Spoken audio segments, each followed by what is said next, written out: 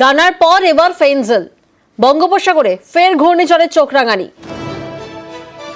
বঙ্গোপসাগরে ফের ঘূর্ণিঝড়ের চোখ রাঙানি। প্রতিনিধি বিশ্বজিৎ এই মুহূর্তে আমাদের সঙ্গে রয়েছেন।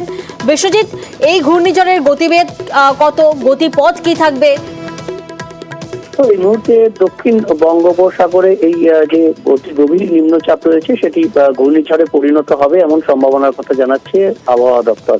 তবে এই ঘূর্ণিঝড় খুব শক্তিশালী হবে না, সর্বোচ্চ ৮০ থেকে ৮৫ কিলোমিটারের গতিবেগ হতে পারে। আজ সন্ধ্যের মধ্যে এই নিম্নচাপ ঘূর্ণিঝড়ে পরিণত হবে। ঘূর্ণিঝড় হলে তার নাম হবে ফেঞ্জাল, নাম দিয়েছে সৌদি আরব। তবে এই ঘূর্ণিঝড় যেহেতু দক্ষিণ বঙ্গোপসাগরে রয়েছে এবং তার অভিমুখ রয়েছে তামিলনাড়ু উপকূল, চেন্নাইয়ের কাছাকাছি এর প্রভাব সব থেকে বেশি পড়বে। এই অনেক দূরে থাকায় এর প্রভাব সরাসরি পড়ছে না বাংলায়, তবে পরোক্ষ প্রভাবে মেঘের সঞ্চার হবে আর তার ফলে উপকূলের জেলাগুলিতে একটু আবহাওয়ার পরিবর্তন হবে। মূলত শুক্রবারের পর থেকে আবহাওয়ার পরিবর্তন এবং ২ চব্বিশ পরগনা, ২ মেদিনীপুরে হালকা বৃষ্টির সম্ভাবনা। বাকি উপকূল সংলগ্ন জেলাগুলিতেও তাপমাত্রা কিছুটা বাড়তে পারে, বাকি জেলায় সেরকম প্রভাব পড়ার কোনো সম্ভাবনা নেই। বেশ, উত্তরে জাঁকিয়ে ঠান্ডা। উত্তরের দিকে যদি আমরা নজর রাখি, উত্তরে জাঁকিয়ে ঠান্ডা, সকালের দিকে হালকা থেকে মাঝারি কুয়াশা।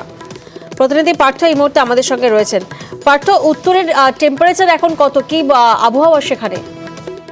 সমতলের জেলাগুলোতে কিন্তু 16 থেকে 17 ডিগ্রি আশপাশে ঘোরাফেরা করছে তাপমাত্রা, এবং সকাল থেকে ছিল আকাশ কিন্তু মেঘলা এবং কোথাও কোথাও কুয়াশা। তবে একটু বেলা বাড়ার সঙ্গে সঙ্গে রোদ ঝলমলে আকাশ প্রতিটি জেলাতে, বিশেষ করে শৈলশহর, দার্জিলিং, সেখানেও কিন্তু তাপমাত্রা খানিকটা নেমেছে। আর সকালের দিকে তাপমাত্রা ছিল 8 থেকে 9 ডিগ্রি কাছাকাছি, এবং আকাশ পরিষ্কার থাকায় হাতের নাগালে ছোট কাঞ্চনজঙ্ঘা দর্শনে মুগ্ধ পর্যটকেরা। কালিম্পং, সেখানেও কিন্তু তাপমাত্রা কিছুটা নেমেছে, 11 থেকে 12 ডিগ্রি আশপাশে ঘোরাফেরা করেছে সকালের তাপমাত্রা। এবং পাহাড়ি এলাকায় বিকেলের পর থেকে কিন্তু তাপমাত্রা আরো 1 থেকে 2 ডিগ্রি কিন্তু নামবে, এবং সমতল বেশ ঠান্ডার অনুভব কিন্তু লক্ষ্য করা যাচ্ছে সকাল থেকে। একেবারে, এবং কুয়াশার দাপটও রয়েছে।